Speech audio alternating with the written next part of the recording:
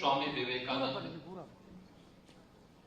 युवा सशक्तिकरण योजना के अंतर्गत देश के छात्र छात्राओं को टैबलेट और स्मार्टफोन वितरण से जुड़े हुए आज के इस कार्यक्रम में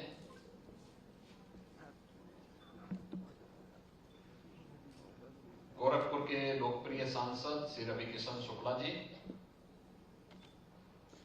महापौर डॉक्टर मंगलेश कुमार श्रीवास्तव जी, जिला पंचायत के अध्यक्ष श्रीमती साधना सिंह जी,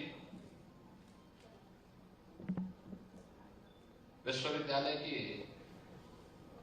कुलपति प्रोफेसर पूनम टंडन जी, माननीय विधायकगण श्री फतेह बहादुर सिंह जी, डॉक्टर धर्मेंद्र सिंह जी, विपिन सिंह जी, श्री प्रदीप शुक्ला जी, भारतीय जनता पार्टी के महानगर के अध्यक्ष श्री राजेश गुप्ता जी, विश्वविद्यालय के सभी फैकल्टी मेंबर्स और विश्वविद्यालय के सभी छात्र छात्राएं, पंडित दीनदयाल उपाध्याय गोरखपुर विश्वविद्यालय में स्वामी विवेकानंद युवा सशक्तिकरण योजना के अंतर्गत आज स्मार्टफोन वितरण से जुड़े हुए इस कार्यक्रम में आकर के मुझे अत्यंत आनंद और प्रसन्नता की अनुभूति हो रही है। ये योजना प्रदेश सरकार ने इस सदी की सबसे बड़ी महामारी कोरोना महामारी के तत्काल उपरांत सेकेंड वेव के बाद जब सभी प्रकार की व्यवस्थाएं एक प्रकार से बंद सी हो रही थी, फिजिकल एक्टिविटीज एक प्रकार से और उपस्थिति कम हो पा रही थी, नहीं हो पा रही थी, और उससे केवल व्यापार और उद्यम का ही क्षेत्र प्रभावित नहीं हुआ था, बल्कि सर्वाधिक प्रभावित होने वाले क्षेत्रों में शिक्षा का क्षेत्र भी था। तब तकनीक का उपयोग करते हुए कैसे हम छात्र छात्राओं की और युवा शक्ति को तकनीकी रूप से सक्षम बना सके और बिना किसी डिस्टरबेंस के भी आज तकनीक का उपयोग करते हुए उनके जीवन में उन्हें सशक्तिकरण की दिशा में अग्रसर कर सकते हैं, तब यह योजना प्रदेश सरकार ने प्रारंभ की। हम लोगों ने इसके लिए एक प्रयास प्रारंभ किया है कि हम 2 करोड़ युवाओं को खासतौर पर स्नातक और परास्नातक के उन सभी फाइनल ईयर से जुड़े हुए छात्रों को प्रतिवर्ष कुछ कुछ लेकर के 2 करोड़ युवाओं को इसके साथ जोड़ेंगे। और मुझे प्रसन्नता है कि 2022-23 से हम लोगों ने योजना प्रारंभ की है। अब तक 20 लाख से अधिक युवाओं को टैबलेट और स्मार्टफोन का वितरण हम लोग कर चुके हैं और वर्तमान में ये योजना निरंतर आगे बढ़ते हुए कार्य कर रही है। तकनीक हमारे लिए कितना उपयोगी हो सकता है, यह हम लोगों ने पिछले कुछ समय से चल रही विभिन्न योजनाओं के माध्यम से देखा होगा। या कोरोना कालखंड में भी आप लोगों ने ऑनलाइन प्लेटफॉर्म पर जो पाठ्यक्रम आपको देखने को मिले होंगे, उनके माध्यम से भी आपने देखने और सुनने का अवसर आपको प्राप्त हुआ होगा। आप सभी ज्यादातर यहाँ पर जो बच्चे होंगे, ये सभी ग्रामीण पृष्ठभूमि से जुड़े हुए बच्चे हैं।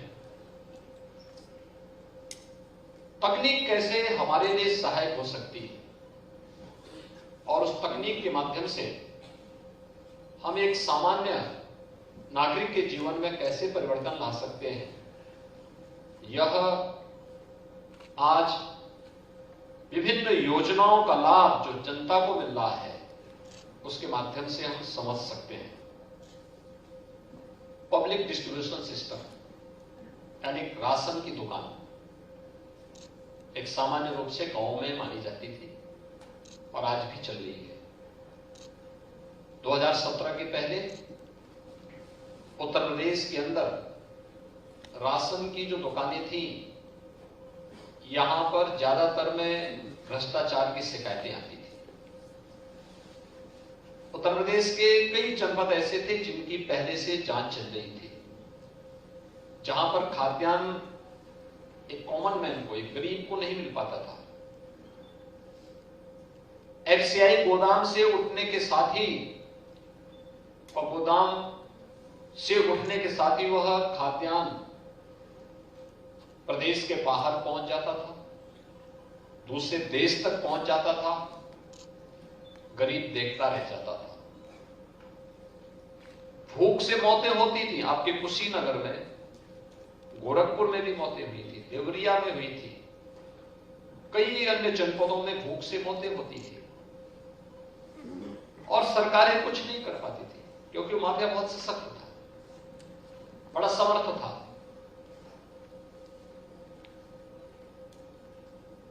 तो 2017 में जब मैं आया था उससे कुछ दिन पूर्व ही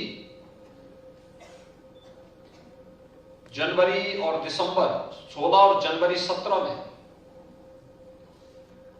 प्रदेश के कई जनपदों में भूख से मौतों का समाचार मिला था। तो मैं वहां गया था, उन परिवारों से मैं मिला था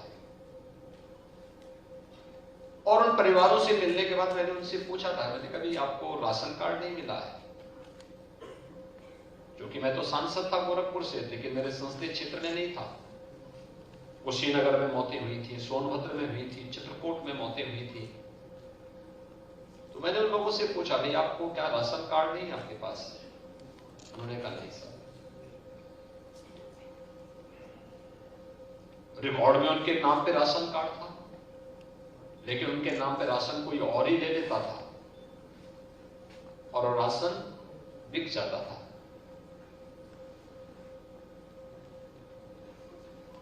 मार्च 2017 में 19 मार्च 2017 को मैंने प्रदेश में मुख्यमंत्री पद की शपथ ली। लगभग 10 मार्च के आसपास मैं गोरखपुर आ रहा था दिल्ली से।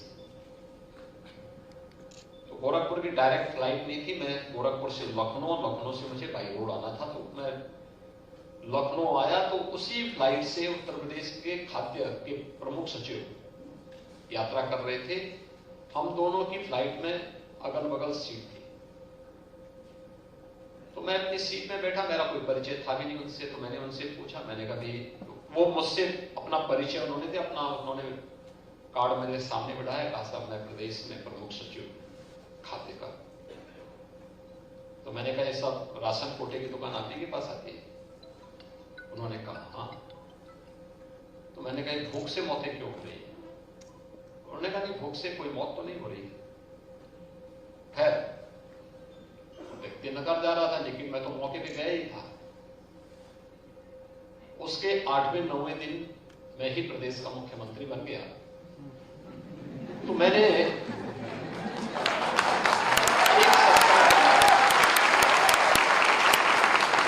एक बैठक ली और बैठक लेकर के मैंने एक व्यवस्था बनाई। मैंने कहा एक काम करो भाई, एक दिन में 80,000 राशन कोटे की दुकान प्रदेश में है, इन सब का एक रिकॉर्ड तैयार करो और एक ही दिन में इन सब की छापेमारी कर दो। 30 लाख फर्जी राशन कार्ड मुझे मिले थे, 30 लाख जो गरीबों के नाम पे बनाए गए थे, लेकिन उनके नाम पे राशन निकलता था, लेकिन राशन उस पात्र व्यक्ति को नहीं प्राप्त होता था। और तब हम लोगों ने टेक्नोलॉजी का उपयोग किया था, पॉइंट सेल मशीन के माध्यम से। उसकी एक बड़ी बड़ी स्क्रीन हमने लखनऊ में लगा दी और लखनऊ की उस स्क्रीन से हम हर एक पॉइंट को चेक कर सकते हैं कि कहां पे फर्जी हो रहा है। उस मशीन के माध्यम से सारी जानकारी उससे प्राप्त हो सकती थी, कहां घटतोली हो रहा है। ना आप कम दे सकते हैं और न ही मशीन के साथ कोई छेड़छाड़ कर सकते हैं। आधार से प्रत्येक राशन कार्ड को जोड़ दिया गया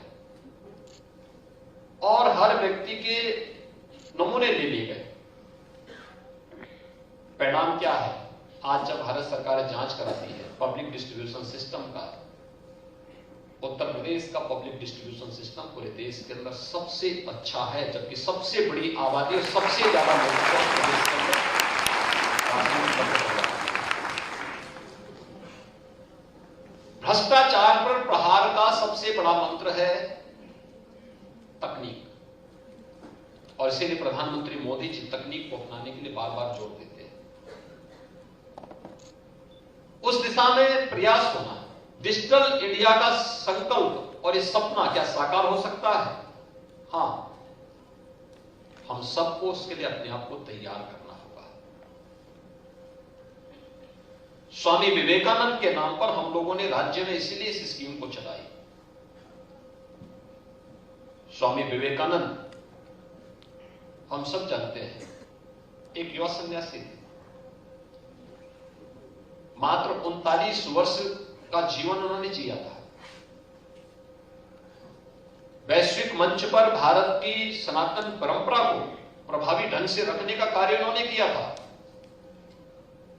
दुनिया के सामने भारत के धर्म और दर्शन को जिस सशक्त तरीके से उन्होंने रखा था, और उन्होंने केवल कहा यह केवल पोगापंथी नहीं है, ये जो कुछ भी है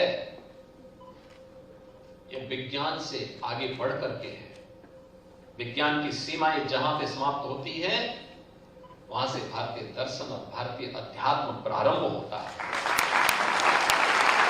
इस बात को प्रभावी ढंग से रखने का काम स्वामी विवेकानंद ने किया था, और आज ये हम सबका सौभाग्य है। इसलिए प्रदेश के अंदर जब मेरे सामने आया, मैंने इसके बारे में विभाग से कहा, मैंने कभी इस एक स्कीम को हमें बनाना चाहिए, क्योंकि कोरोना कालखंड में बच्चे कोई प्रतियोगी परीक्षाओं की तैयारी कर रहा होगा, किसी को हम, क्योंकि 2 वर्ष से ऐसे लगातार हो गए थे कि जब हमें परीक्षा किए बगैर हम बच्चों को पाठ अगली क्लास में प्रमोट कर रहे थे। हमने कहा क्या ऑनलाइन एग्जामिनेशन के साथ हम जोड़ सकते हैं? बच्चों के पास टैबलेट नहीं थे, स्मार्टफोन नहीं थे, ऑनलाइन एजुकेशन के साथ जोड़ सकते हैं, उनके पास ये व्यवस्था नहीं थी, और भी अन्य संसाधनों का अभाव था। तब हम लोगों ने कहा कि नहीं, स्वामी विवेकानंद के नाम पे एक स्कीम निकाली है, 2 करोड़ युवाओं को हम लोग इस योजना के साथ जोड़ेंगे, और आज मुझे प्रसन्नता है कि 20 लाख से अधिक युवाओं को अब तक हम टैबलेट अथवा स्मार्टफोन उपलब्ध करवा चुके हैं। और इसी क्रम में आज दीनदयाल उपाध्याय गोरखपुर विश्वविद्यालय में 1000 छात्र छात्राओं को ये सुविधा उपलब्ध हो रही है। जिन्हें उपलब्ध हो रही है उनको मैं हृदय से बधाई देता हूं। जिन लोगों को अभी नहीं उपलब्ध हो पाया है वो इंतजार करें, उनको भी ये योजना उपलब्ध होगी। इसकी सबसे बड़ी खूबी क्या है? स्मार्टफोन और टैबलेट केवल आपके लिए, आपके कॉल करने के लिए या आपको मनोरंजन करने के लिए, एजुकेशन के लिए नहीं है। इससे भी आगे जाकर के आपको आत्मनिर्भर बनाने का एक सशक्त माध्यम बन सके, इसके लिए भी। इसमें केंद्र और राज्य सरकार की वे सभी स्कीम आपको मिलेंगी जो एक युवा के लिए होनी चाहिए। ये हमारा सौभाग्य है कि दुनिया के अंदर भारत एक ऐसा देश है जिसके अंदर सबसे ज्यादा युवा शक्ति निवास करती है, और भारत दुनिया के अंदर अकेले एक देश है जिसमें 56% आबादी जहां की कामकाजी आबादी है, जो कार्य करता है, मेहनत करता है, मेहनत कश है, युवा है। और ये हमारा सौभाग्य है कि भारत के अंदर उत्तर प्रदेश एक ऐसा राज्य है जिसकी 58% आबादी कामकाजी है, मेहनती है, कार्य कर सकती है, वो अपनी प्रतिभा का लोहा बना सकती है। उसको डायरेक्शन की आवश्यकता है, उसे आगे बढ़ाने की आवश्यकता है। उसे आगे बढ़ाने के क्रम में हम इस योजना को लेके आए हैं। थोड़ा सा प्रयास करें, परिणाम अपने आप आने लगते हैं। परिणाम लाने के लिए प्रयास करने की आवश्यकता है। मैं बार बार इस बात को सोचता हूं कि हमारे महाविद्यालय या विश्वविद्यालय या उच्च शिक्षण के संस्थान अपने आप में एक टापू बनकर के रह गए। वे शिक्षा और डिग्री और सर्टिफिकेट देने के केंद्र मात्र बन के रह गए। उनको उससे बाहर निकलना पड़ेगा। और सौभाग्य से कोरोना कालखंड में प्रधानमंत्री मोदी जी ने आपके लिए एक राष्ट्रीय शिक्षा नीति दी। ये केवल आपको सर्टिफिकेट, डिप्लोमा, डिग्री देने का एक माध्यम नहीं बनेगी केंद्र, बल्कि अब यहां से निकला हुआ कोई भी छात्र या छात्रा जब यहां से निकलेगा तो वह आत्मनिर्भर बनकर के निकलेगा, स्वावलंबी बनकर के निकलेगा, प्रावलंबी नहीं, दूसरों पर निर्भरता नहीं, बल्कि जब वो निकलेगा तो आत्मविश्वास से भरपूर होगा। प्रधानमंत्री मोदी जी ने क्या कहा था आपको? आजादी के अमृत महोत्सव के मुख्य संबोधन को संबोधित करते हुए प्रधानमंत्री मोदी जी ने कुछ बातें कही। जब भी कोई संबोधन होता है, हमारे युवाओं को चाहिए कि कुछ महत्वपूर्ण मुद्दों को नोट करें और नोट करके फिर उसको देखें, अगले दिन न्यूज़पेपर में देखें क्या है, इसका मतलब क्या है, ढूंढें, जानकारी लें। उन्होंने 5 बातें कही थी। उन्होंने कहा है आजादी का अमृत महोत्सव है। आजादी हमने अपनी आंखों से नहीं देखी, लेकिन आजादी के 75 वर्ष के समारोह में हम सहभागी बन रहे हैं। लेकिन यही हमारा केवल मंजिल, यही हमारी मंजिल नहीं है। मंजिल तो हमारी होनी चाहिए कि जब देश अपनी आजादी की शताब्दी महोत्सव मना रहा होगा 2047, तब हम कैसा भारत चाहते हैं। आपके लिए समय है। जो उम्र हमारी आज इस समय है, उस समय आपकी वह उम्र होगी, और तब कैसा भारत आपको चाहिए। उस भारत के लिए उन्होंने 5 पंचप्रण की बात की। वे पंचप्रण क्या है? वे पंचप्रण हर भारतीय के लिए महत्वपूर्ण कि आत्मनिर्भर भारत के लिए कार्य करेंगे। आत्मनिर्भर भारत, यह आत्मनिर्भर भारत क्या है? हम अक्सर उसको भूल जाते हैं। राष्ट्रपिता महात्मा गांधी ग्राम स्वराज की बात करते थे।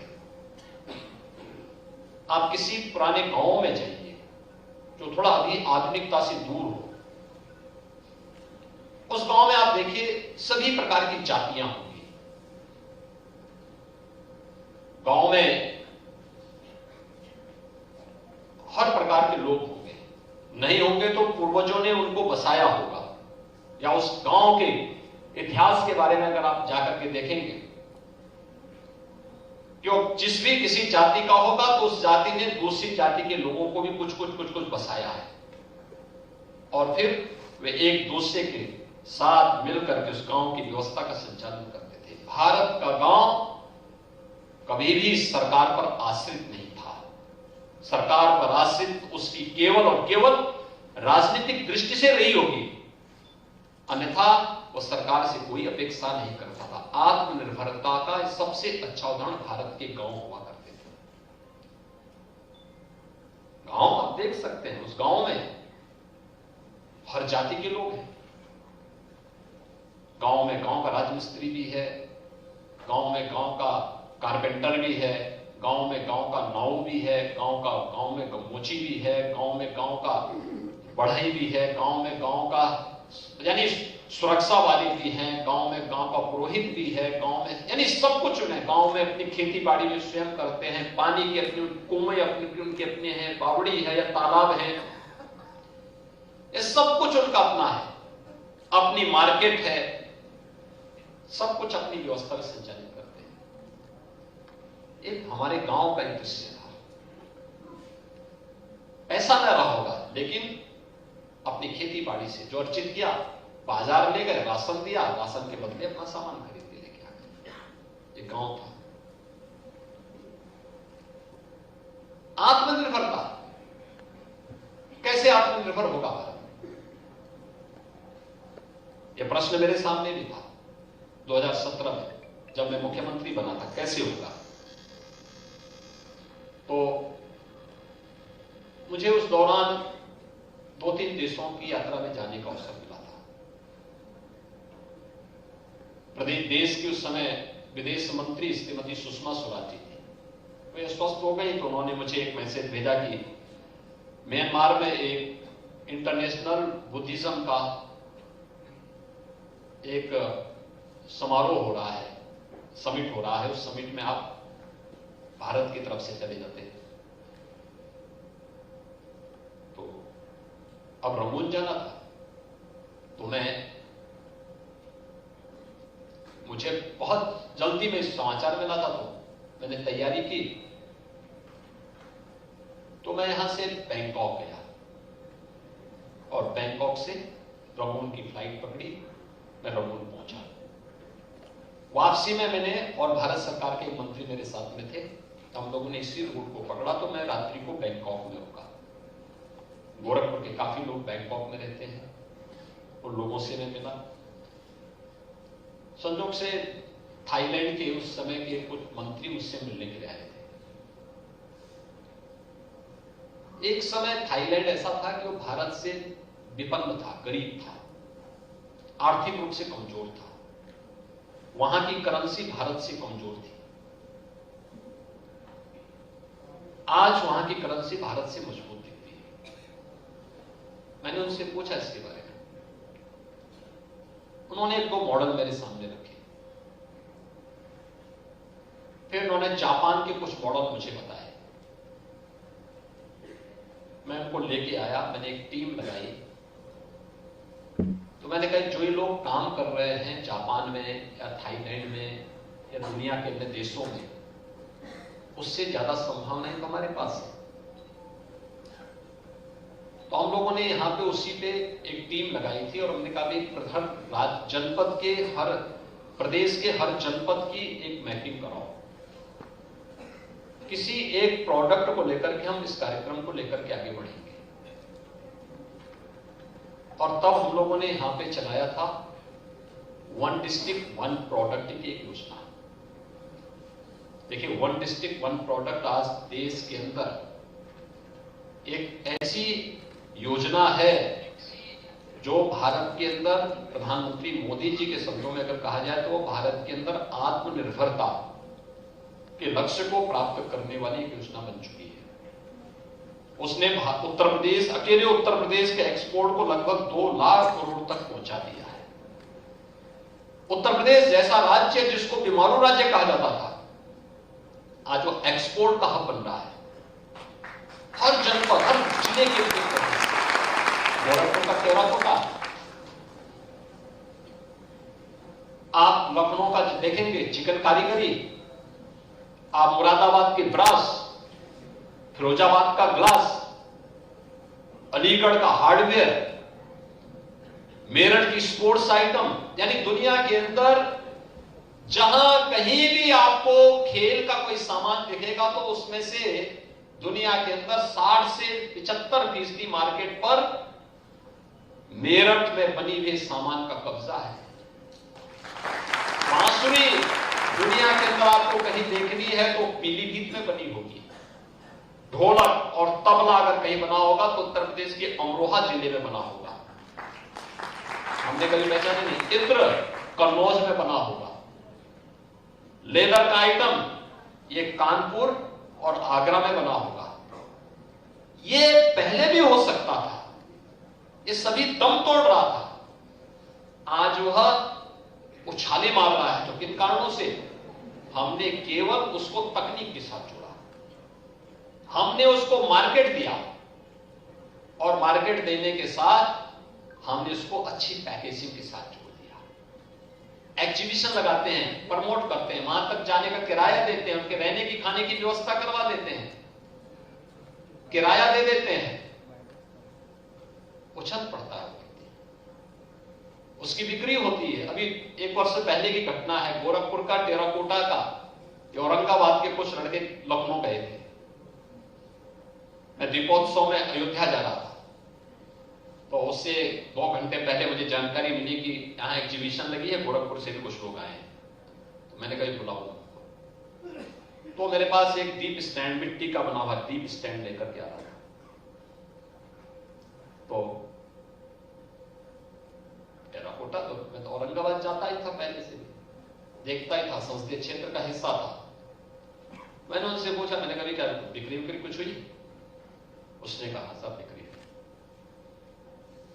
तो मैं मानता था 25-30 हजार की बिक्री हुई होगी बेचारे की, क्योंकि इससे ज्यादा मिट्टी के सामान कितने बिकेंगे। उसने कहा साहब 3 दिन में मुझे 8 लाख का प्रॉफिट हुआ है।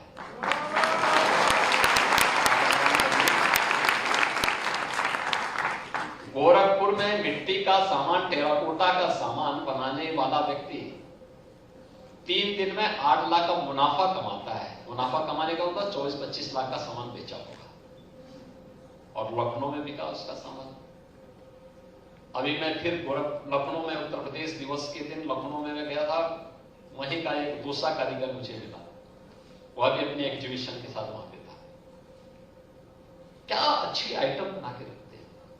आज हमने उनको तकनीक किसके वजह, क्यों तकनीक दी, मैनुअल चार्ट की बजाय इलेक्ट्रिक और सोलर चार्ट दे दिए, स्पीड बढ़ गई, मार्केट दे दिया, पैकेजिंग के साथ जोड़ दिया। परिणाम क्या है कि उनके जीवन में परिवर्तन आ गया। ऐसे ग्लास का है, ऐसे ब्रॉस का है, ऐसे अन्य आइटम को उत्तर प्रदेश के अंदर थोड़ी गति दी। परिणाम क्या है, अकेले मुरादाबाद में ब्रॉस एकदम बंदी के कगार पर था, लोग पलायन कर रहे थे, हताश थे, निराश थे।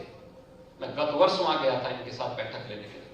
16,000 करोड़ रुपए का केवल एक्सपोर्ट होता है वहां का ब्रॉस का आइटम इस समय, 16,000 करोड़ रुपए का। भदोई में गया था, भदोई की कालीन 12 से 13,000 करोड़ रुपए की वहां बिक्री होती, दुनिया के अंदर जाती है। 12 से 13,000 करोड़ की कालीन हर वर्ष जाती है। थोड़ा प्रमोट किया सरकार ने, उसको एक मंच दिया, तो आत्मनिर्भरता के लक्ष्य को, स्थानीय उत्पाद को प्रमोट करके स्थानीय स्तर पर जो हमारा कारीगर, हमारा हस्तशिल्पी जिसे बनाता है, उससे रोजगार का सृजन भी होता है। और इसका लाभ हमें कब प्राप्त हुआ, कोरोना कालखंड में 40 लाख लोग वापस आ रहे थे, कारीगर, कामगार, मजदूर, श्रमिक वापस आ रहा था। कहां काम दे, क्योंकि तमाम राज्यों ने तो उनके साथ जो व्यवहार किया था वो किसी से छुपा हुआ नहीं, और अकेले उत्तर प्रदेश था जो कह रहा था कि नहीं हम अपने लोगों को संभालेंगे। हम खड़े हुए और उन 40 लाख लोगों को सम्मानजनक ढंग से प्रदेश के अंदर लाए, उनके गांव तक पहुंचाए, और हम लोगों ने कहा कि इनमें ज्यादातर लोगों को काम दे दो। ओडीओपी योजना के अंतर्गत, वन डिस्ट्रिक्ट वन प्रोडक्ट योजना के अंतर्गत या एमएसएमई यूनिट के अंदर हम लोगों ने उनके साथ समायोजन करना प्रारंभ किया। परिणाम क्या था, ज्यादातर लोगों को रोजगार मिला। अगर सरकार पहले से तैयार नहीं होती तो हम कुछ नहीं कर पाते। तो स्थानीय उत्पाद को प्रमोट करके हम एक बड़े लक्ष्य को प्राप्त कर सकते हैं। स्थानीय कारीगर को हम प्रोत्साहित कर सकते हैं, कारीगरों को प्रोत्साहित करके नया मंच दे सकते हैं। तो वन डिस्ट्रिक्ट वन प्रोडक्ट की योजना आत्मनिर्भर भारत की ही योजना है। या फिर विश्वकर्मा श्रम सम्मान योजना, ये 2019 में हम लोगों ने प्रारंभ की थी, जो आज पीएम विश्वकर्मा के रूप में पूरे देश के अंदर लागू हुई है। तो पहला प्रण प्रधानमंत्री जी का क्या था, आत्मनिर्भर भारत के लक्ष्य को प्राप्त करना। आत्मनिर्भर भारत, हम सबका लक्ष्य क्या होना चाहिए, हमारा देश आत्मनिर्भर। दूसरा प्रण था उनका गुलामी के अंश को समाप्त करना।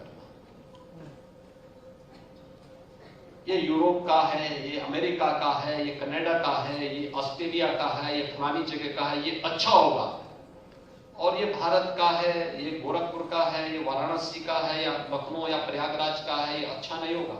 इस मानसिकता से उभरना, ये मानना हमारा प्रोडक्ट अच्छा होगा और दूसरे का अच्छा नहीं होगा। अगर हम इस दिशा में कार्य प्रारंभ करेंगे और उसके अनुरूप प्रतिस्पर्धा, स्वस्थ प्रतिस्पर्धा को आगे बढ़ाना, उसके अनुरूप प्रोडक्ट के लिए ट्रेनिंग देना, टेक्नोलॉजी के साथ जोड़ना, या किसी भी दिशा में आप आगे बढ़ना के प्रयास करेंगे, परिणाम आएंगे। गुलामी की मानसिकता से सर्वथा मुक्त होगा। तीसरा, विरासत पर सम्मान का भाव होना, अपनी परंपरा पर गौरव की अनुभूति होनी चाहिए। और हम भारतीयों को तो और भी गौरव की अनुभूति होनी चाहिए। जितनी प्राचीन परंपरा संस्कृति हमारी है, इतिहास से भी परे हम लोग हैं। हमको इतिहास के दायरे में कोई कैद नहीं कर सकता। उससे भी आगे जाकर के हजारों करोड़, हजारों वर्षों की एक इतिहास है हमारा, हजारों वर्षों का है। अभी 500 वर्ष का भगवान राम का, अभी तो प्राण प्रतिष्ठा का, पुनर्प्राण प्रतिष्ठा का कार्यक्रम अयोध्या में संपन्न हुआ। पर अब भारत किस रूप में, किस उत्साह के साथ जुड़ा है? दुनिया जुड़ी है, दुनिया एकजुट है। लोगों के लिए कौतूहल और आश्चर्य का विषय है। अभी आपने वाराणसी का देखा होगा। वाराणसी में काशी विश्वनाथ धाम में, ज्ञानवापी में ईएसआई की रिपोर्ट सामने आ रही है। ईएसआई की रिपोर्ट क्या बताती है? बहुत कुछ आपके सामने उदाहरण प्रस्तुत करता है, लेकिन उस विरासत पर जो प्रधानमंत्री मोदी जी ने आजादी के अमृत महोत्सव वर्ष के समय आपको उपलब्ध कराया था, हम आजादी की लड़ाई को अपनी आंखों से नहीं देखे, देश को आजाद होते समय हम नहीं देखे, लेकिन जब देश अपनी आजादी का अमृत महोत्सव मना रहा था, हर घर तिरंगा के माध्यम से हम इस महोत्सव में सहभागी बने थे, क्योंकि हमारे पूर्वजों ने लड़ाई की। हमने उस दौरान आजादी के अपने उन बंदों को, जो राष्ट्र नायक थे, जो स्वतंत्रता संग्राम सेनानी थे, उस समय के क्रांतिकारी थे, या जिन्होंने देश की आजादी के पहले आजादी के आंदोलन में सहभागी बनकर के इस लड़ाई में नेतृत्व प्रदान किया था, या आजादी के बाद भारत की सुरक्षा करते हुए भारत के रक्षा बलों में, अर्धसैनिक बलों में, पुलिस बलों में अपनी सेवाओं के माध्यम से देश को सुरक्षा दी थी, बाह्य और आंतरिक सुरक्षा प्रदान की थी, उनके प्रति सम्मान का भाव व्यक्त करेंगे। उनके स्मारकों का सुंदरीकरण हुआ, हम लोग गए, उन पे शोध हुआ, उन पे कार्य हुआ। ये चीजें उस समय प्रारंभ हुई। तो विरासत पर गौरव की अनुभूति कर रहा है। हम राम पर इसलिए क्योंकि राम हमारे पूर्वज थे, कृष्ण हमारे पूर्वज है। केवल हमारी आस्था नहीं, हमारी विरासत भी है, और हम उस परंपरा पर गौरव की अनुभूति करते हैं। प्रधानमंत्री जी ने जो चौथी बात आपके लिए की थी, पूरे देशवासियों के लिए की थी, कि हम अपनी विरासत पर गौरव की अनुभूति तो करें, लेकिन फूट डालने वाले तत्वों से सावधान भी रहें। एकता और एकात्मता की चर्चा भी करें, उसको लेकर के मजबूती के साथ आगे बढ़े। अपने सैनिकों के प्रति सम्मान का भाव रखें, सुरक्षा बलों के प्रति सम्मान का भाव, अपने मन में सम्मान की भावना रखें, क्योंकि जो लोग विकास नहीं चाहते हैं वे विभाजन करना चाहेंगे। जो नहीं चाहेंगे कि भारत विकसित देश हो, आत्मनिर्भर हो, वे आपस में फूट डालने का काम करेंगे, लड़ाएंगे, जाति के नाम पे, क्षेत्र के नाम पे, भाषा के नाम पे, तमाम अन्य बातों के आधार पर। इसकी कीमत किस रूप में हमने चुकाई थी? उत्तर प्रदेश इसका जागता जीता जागता उदाहरण है। पहचान का संकट था उत्तर प्रदेश के नौजवानों के सामने। जाते थे कहीं बाहर, अपनी पहचान छुपाते थे। आज पहचान का संकट नहीं है। आज उत्तर प्रदेश वासियों को पहचान का संकट नहीं है। हम लोगों को देखना होगा, फूट डालने वाले तत्वों से सावधान होना। इसलिए एक और एकात्मता की चर्चा करना। और अंतिम प्रण जो प्रधानमंत्री जी ने कहा था वह है नागरिक कर्तव्य। एक नागरिक के रूप में मेरा दायित्व क्या है। हम अधिकार की चर्चा तो करते हैं, लेकिन अधिकार के साथ साथ हमारे कर्तव्य क्या हैं, उन कर्तव्यों के बारे में ज्यादा आगाह होना। पहले कर्तव्य होगा, फिर उसके बाद अधिकार होगा। उल्टा ना करें, पहले अधिकार और फिर कर्तव्य नहीं, पहले कर्तव्य फिर अधिकार। एक नागरिक के रूप में मेरा कर्तव्य क्या है? पहले देश, तब अंत में मैं। पहले देश, नेशन फर्स्ट। ये पंच प्रण का संकल्प प्रधानमंत्री मोदी जी का देशवासियों के लिए इसी बात को लेके है। हमने स्मार्टफोन और टैबलेट की व्यवस्था इसीलिए प्रारंभ की, इसके माध्यम से अपने युवाओं को हम लोग तकनीकी रूप से सक्षम भी बना सकें और साथ साथ केंद्र और राज्य शासन की युवाओं से जुड़ी हुई योजनाओं के साथ भी जोड़ सकें। आप अपने परंपरागत पाठ्यक्रम से तो अपनी शिक्षा अर्जित करें ही, लेकिन अगर आप किसी प्रतियोगी परीक्षा की तैयारी कर रहे हैं तो आपके लिए अभ्युदय कोचिंग की भी ऑनलाइन व्यवस्था मौजूद है, आप उसका भी उपयोग कर सकते हैं। एक प्लेटफॉर्म आपके लिए। आप इसके बाद कुछ कार्य करना चाहते हैं तो कौन सी योजना आपके लिए अच्छी हो सकती है? पीएम स्टार्टअप की योजना, पीएम स्टैंडअप की योजना, पीएम मुद्रा की योजना, मुख्यमंत्री युवा स्वरोजगार की योजना, कौन सी ऐसी स्कीम हो सकती है जो आपको आत्मनिर्भरता की ओर अग्रसर कर सकती है? वह भी जानने का एक अवसर आपके पास इसके माध्यम से प्राप्त होगा। बालिकाओं के लिए भी बहुत सारी स्कीम उसके साथ जुड़ी हुई, हम उसको देखें और हमारी जानकारी होनी चाहिए। दूसरा,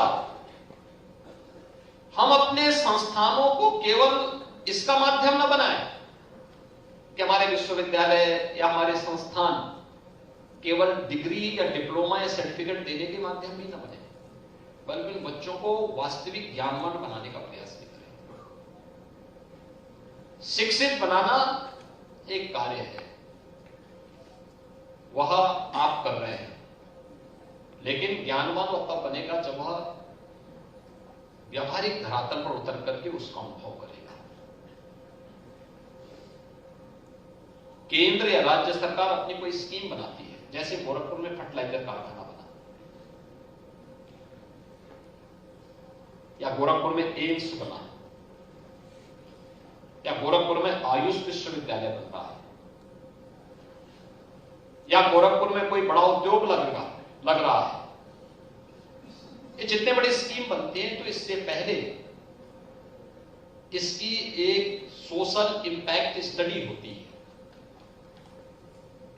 वहां की सामाजिक, वहां की जैव पारिस्थितिकी, वहां के अन्य परिस्थितियों पर इसका क्या असर पड़ेगा।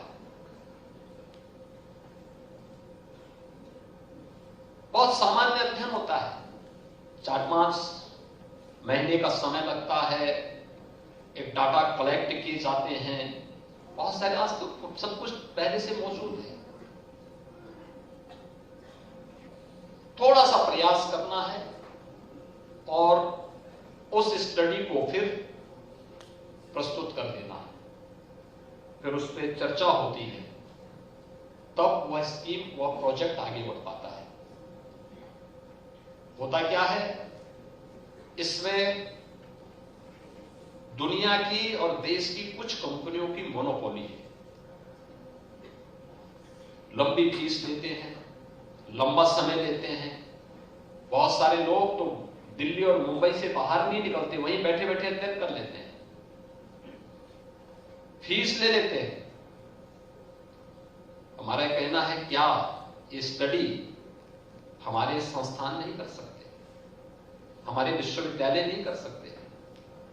हमारे शिक्षक और हमारे छात्र मिलकर के स्टडी को लेंगे तो विश्वविद्यालय की भी अतिरिक्त इनकम बढ़ेगी और साथ साथ छात्रों को भी कुछ मानदेय उसके माध्यम से, स्कॉलरशिप के माध्यम से उपलब्ध किया जा सकता है। गरीब छात्रों को एक अतिरिक्त रूप से, आर्थिक रूप से मजबूत करने में वो मदद कर सकती है, लेकिन हमें उसके लिए तैयार होना पड़ेगा।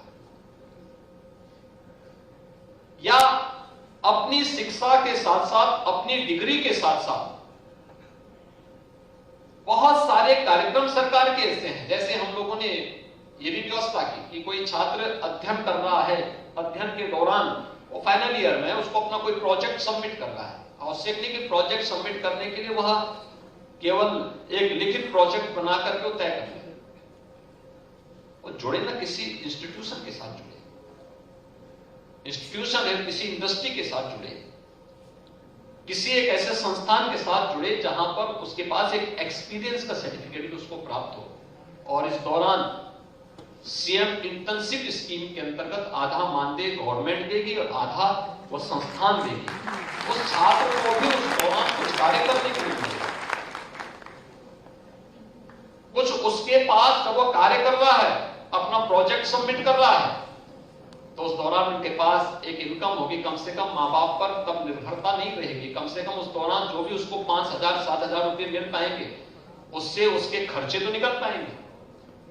यह हमें उसके लिए तैयार करना है।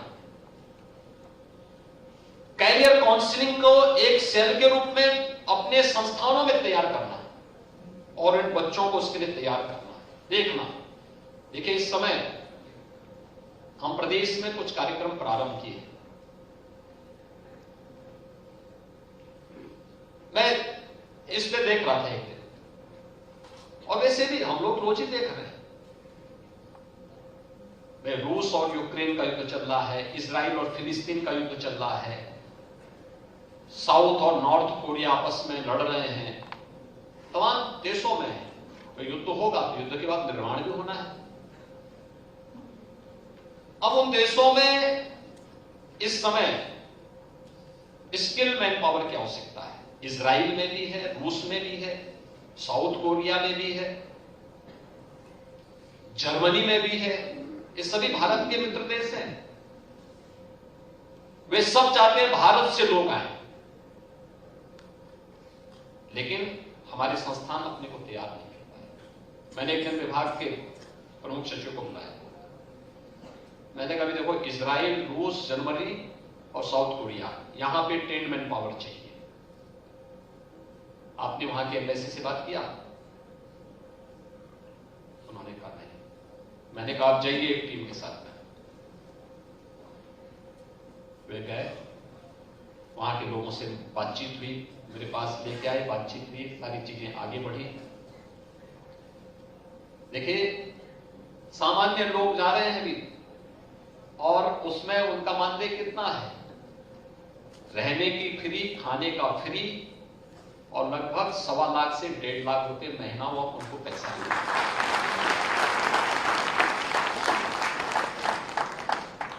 अब एक सामान्य व्यक्ति को 1.25 लाख से 1.5 लाख रुपए खाना पीना फ्री के बाद अगर मिल जाए तो क्या बुरा है क्या?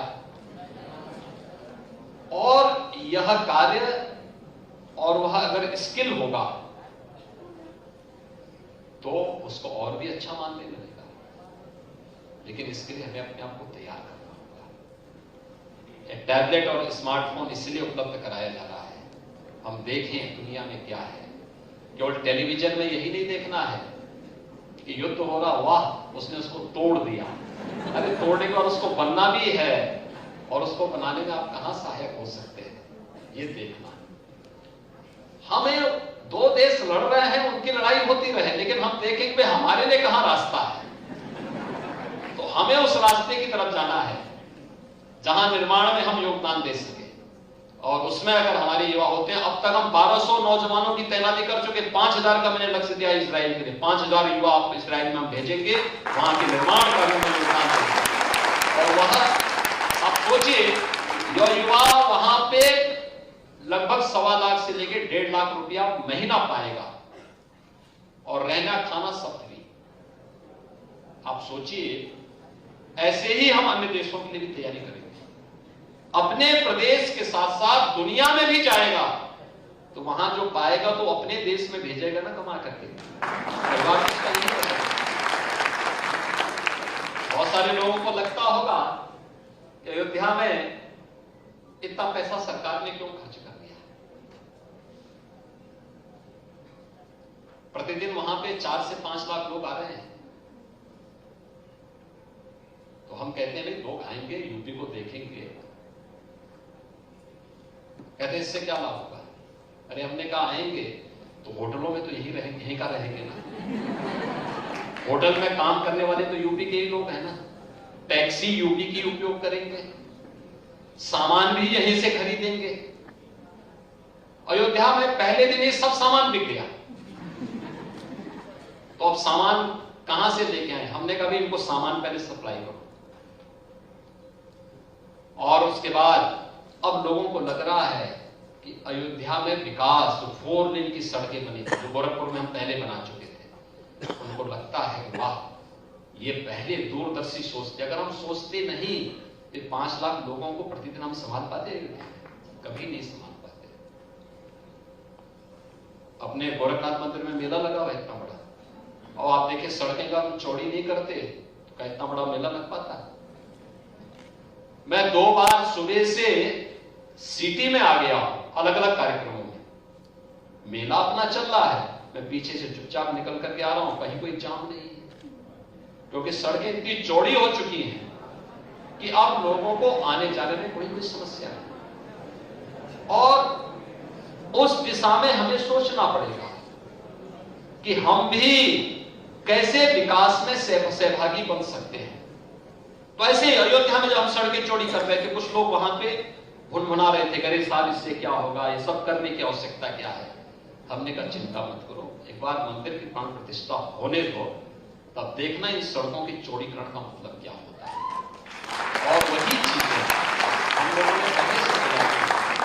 ढेर सारा रोजगार सृजन होने जा रहा है, ढेर सारे रोजगार की सृजन होंगे, नए लोगों को रोजगार मिलेगा, नए गाइड आएंगे, नए व्यापार पनपेंगे, लोगों को नई दिशा में आगे बढ़ने का अवसर प्राप्त होगा।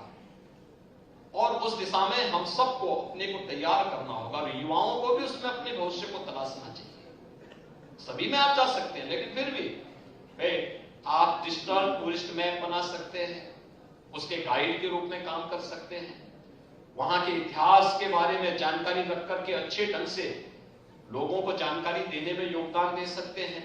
और भी बहुत सारी चीजें चलेंगी, ट्रैवलिंग कंपनियां चलेंगी, टूर ऑपरेटर्स चलेंगे, नई नई सर्विसेज वहां प्रारंभ होंगी। और यह एक अवसर है जब हम इस दिशा में आगे बढ़कर के कार्य कर सकते हैं। मुझे प्रसन्नता है कि आज यहां पर इस कार्यक्रम के साथ हम जुड़े हैं, स्मार्टफोन के कार्यक्रम के साथ हम जुड़े हैं, और साथ साथ महायोगी गुरु गोरखनाथ शोध पीठ ने अपनी ई पत्रिका गोरखपथ का भी आज यहां पे विमोचन किया है। हम लोग जहां रहते हैं वहां के इतिहास को जरूर जानें। लोग आपको कभी पूछ सकते हैं कैसे, कौन सी परम, किस उसके बारे में क्या जानते हैं। अगर आप नहीं बता पाएंगे तो आपकी शिक्षा का कोई मतलब नहीं, या आपकी किताबों में नहीं मिलेगा। आपको देखना चाहिए, समझना चाहिए। और इसीलिए हम लोगों ने आज से 5 साल पहले यहां पर महायोगी गुरु गोरखनाथ शोध पीठ की स्थापना गोरखपुर विश्वविद्यालय में की थी। गोरखपुर वासियों को गोरखपुर के इतिहास के बारे में जानना चाहिए। गोरखपुर विश्वविद्यालय और उससे संबद्ध महाविद्यालयों से जुड़े हुए छात्र छात्राओं को गोरखपुर के इतिहास के बारे में और अपने इतिहास के बारे में जानकारी देनी चाहिए। कितनी समृद्ध परंपरा है, कितना, जब दुनिया आंखें नहीं खुल पा रही थी तब हम कितने समृद्ध थे। और उस परंपरा की जानकारी अगर हमें होगी तो हम उस पर गौरव की अनुभूति कर पाएंगे। यही विरासत पर गौरव की अनुभूति यही है। और जब कोई व्यक्ति अपने विरासत पर गौरव की अनुभूति करता है तो उसका वर्तमान भी अच्छा होता है, भविष्य भी उज्जवल होता है। और उसी उज्जवल भविष्य की कामना आप सबके प्रति करते हुए मैं अपनी मंगल में शुभकामनाएं देता हूं और विश्वास व्यक्त करता हूं कि दीनदयाल उपाध्याय